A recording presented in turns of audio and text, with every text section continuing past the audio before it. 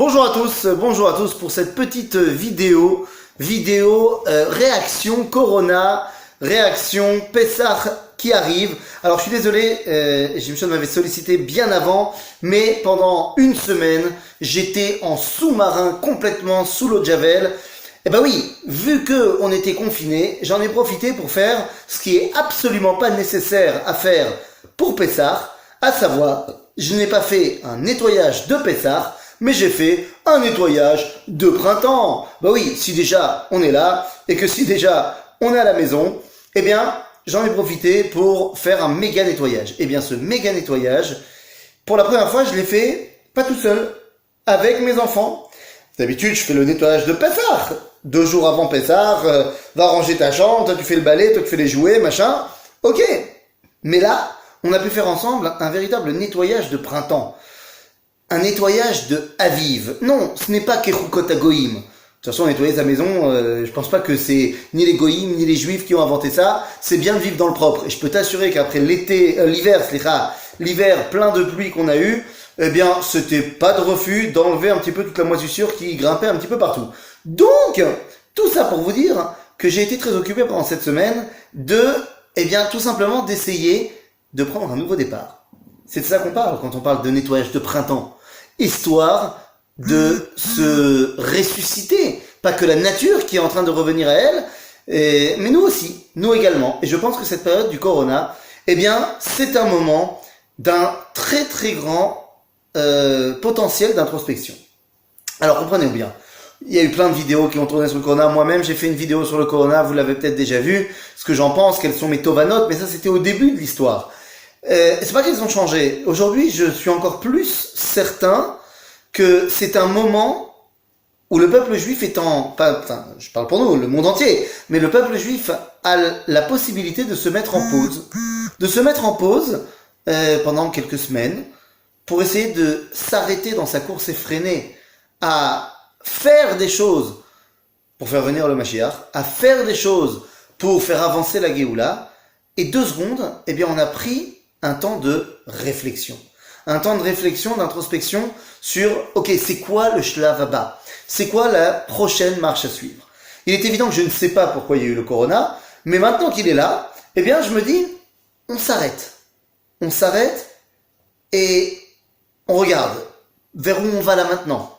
Ça ne veut pas dire que la direction qu'on avait prise jusqu'à maintenant elle était mauvaise, mais quand on avance, vous savez, quand j'étais à l'armée et qu'on faisait nos nivoutim, comment ça s'appelle en français, les repérages, les missions dans la nuit où il fallait être capable de se repérer, tout ça, machin, eh bien tu avances, mais de temps en temps, il faut s'arrêter.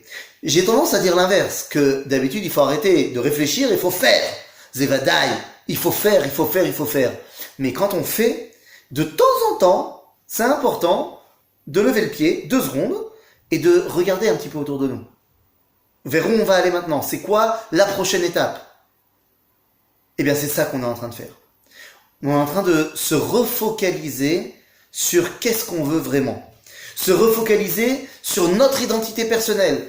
Ani. Et moi, je vous parle de manière très personnelle. Avant cette histoire du Corona, j'avais l'impression qu'il manquait à peu près 24 heures dans une journée. Genre, je comprenais pas comment ma journée elle se terminait aussi vite. Et j'avais l'impression des fois que je faisais plein de choses, mais que je faisais rien. Je faisais plein de choses. Tu cours, tu vas donner un cours, tu vas revenir, tu reviens, tu vas chercher les enfants, tu les ramènes, tu donnes un autre cours, tu vas et tu rentres dans une course effrénée. T'as même pas le temps de réfléchir. Des fois, t'as même pas le temps de réfléchir à quel cours tu vas donner. J'étais sur mon vélo, en train d'aller d'un cours à l'autre, et je me dis, ok, bon, alors cette fois, je vais faire quoi? Je parle de quoi? Non, mais ce cours-là, je peux pas le redonner exactement comme ça, c'est pas le même public. C'est 2 secondes, calme-toi. Donc, la première chose qu'on va apprendre de cette période-là, c'est la période de recentralisation. Qui je suis? Qu'est-ce que je peux donner? Qu'est-ce que je peux apporter? Mais aussi très important, qu'est-ce que je peux apprendre des autres? Eh oui, on est à la maison, on a tous le ménage à faire. Bah oui, qu'est-ce qu'on fait avec le ménage? Bah on se met des shiurim de Torah, parce que tous les rabbanim sont à la maison, et donc tous les rabbanim peuvent maintenant enseigner, grâce à des moyens de multimédia incroyables, et donc, bah tu vas apprendre des autres. Tu vas recevoir, et tu vas te rappeler que tu es capable aussi d'intégrer des nouvelles choses. Eh oui, tu vas être capable d'intégrer des nouvelles choses. Tu n'es plus le Sheino Yodé Alishol de la Haggadah. Vous savez, le Sheino Yodé Alishol, c'est pas forcément le débile, hein. C'est celui qui est tellement plein de réponses, qu'il sait plus poser de questions. Bah là, tout d'un coup, tu t'arrêtes, tu réapprends. Tu réapprends. Comme ça, tu vas pouvoir reposer des nouvelles questions. Ça, c'est la première chose. Après, grosse introspection également sur ta cellule familiale. Enfin, tu retrouves tes enfants. Tu savais pas à quel point c'était des gens incroyables, qui t'énervent. Attention, oulala, les enfants à la maison, c'est pas bon pour le moral, hein. Je plaisante. Ou pas. Je plaisante. Ou pas. Bon, on est tous dans le même cas, hein. De toute façon, nos enfants sont coincés à la maison, ils en peuvent plus autant que nous, c'est pas... Donc, oui, on savait pas que nos enfants étaient des inventeurs incroyables, De Vinci n'a qu'à bien se tenir. Ah, De Vinci n'a qu'à bien se tenir. Ah, je t'explique.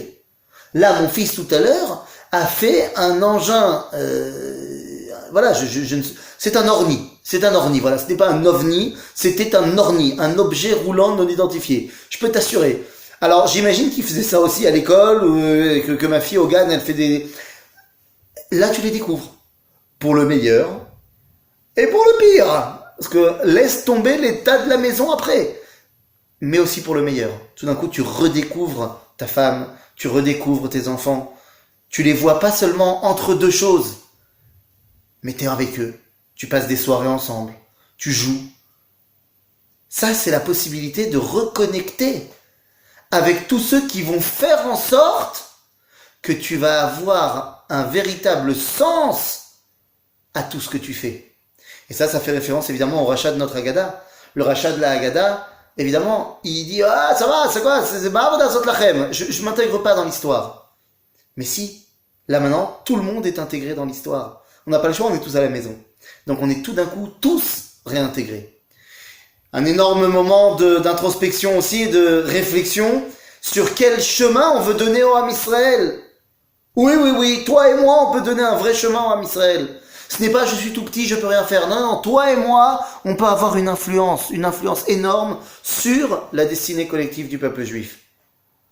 Eh oui, parce que quand je vais sortir du confinement, quelles vont être les valeurs que je vais prôner à l'extérieur? Dans mon travail, avec mes amis, et peut-être encore plus, la malo. Et cette période-là, eh bien, c'est le moment qui nous fait penser au Chacham de la Haggadah, qui demande Ma'edot v'achukim v'mishpatim asher tziva Hashem Eloheinu etrem. C'est-à-dire, il veut comprendre tous les aspects qui vont former l'identité d'Israël. Aïdot, ce qu'on peut témoigner. Achukim, ce qui nous échappe. Vamishpatim, ce qu'on comprend très bien. Et justement, parce qu'on le comprend, on veut se rappeler que ça vient d'Akadosh Baruch Hu. Et oui, quelle destinée on veut donner au peuple juif? On comprend très bien que Ham Israël, il a besoin d'avoir une terre sur laquelle il peut être un peuple officiel. Mais est-ce qu'on se rappelle que même si on comprend ça très bien, c'est parce que ça nous vient d'Akadosh Baruch Hu? Est-ce qu'on se rappelle que le fait d'être amoureux de la terre d'Israël et d'y venir, c'est parce que c'est une mitzvah? Il est. Et enfin, nous avons une grande période d'introspection par rapport au monde entier. Par rapport au monde entier. Notre rapport à l'autre. Notre rapport au moment où on se baladait partout dans le monde sans faire attention à comment on le laissait derrière nous. Notre consommation. Notre regard sur l'autre. Est-ce que maintenant, on ne serait pas peut-être le moment de changer, parce que demain, on va reprendre le tourisme, on va recommencer à se balader. Mais est-ce qu'on pourrait pas arrêter le tourisme de masse? C'est-à-dire une masse qui vient, mais qui vient pour mettre un vie? Est-ce qu'on pourrait pas être une masse qui vient, mais qui n'est plus une masse, qui est un ensemble d'individus, qui veulent essayer de comprendre quels sont les individus qui sont là? Qu'on est un peuple qui vient, et quand moi je pars quelque part dans le monde, je suis représentant d'une identité, et je vais rencontrer une autre identité. Et mon rapport avec la nature, mon rapport avec mon environnement, tout ça, ça nous fait penser au Tam de la Haggadah, qui n'est pas, lui non plus, idiot, mais qui est Shalem. Tam, ça veut dire Shalem. On demande Mazot. Mazot. Je veux que tu m'expliques tout ce qui s'est passé. Pas que pour monsieur, pas que pour cette famille, pas pour le peuple juif, mais pour le monde entier. Qu'est-ce qui s'est passé? Je veux comprendre pourquoi les chiens n'ont pas aboyé quand on est sorti d'Égypte. Je veux tout comprendre. Zéatam, Shalem, Mazot. Et bien voilà, cette période de confinement a des aspects qui nous angoissent, Mais il ne faut pas. Parce qu'il faut être tout simplement convaincu que Akadosh Baruch Hu nous a montré qui était le patron et qui nous a donné un temps extrêmement précieux dans lequel on peut passer les 4 étapes dont le Rav Kook parle dans ce qu'on avait étudié ensemble, Shir Meruba, l'étape de l'individu, de sa famille, son peuple et le monde entier. Le monde entier, les amis.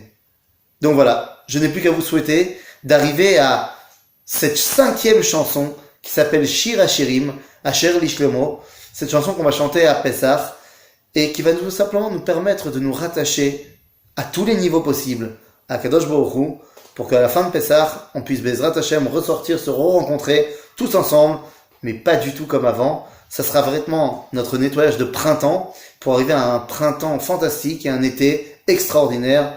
Les amis, je suis pressé de vous revoir. À bientôt!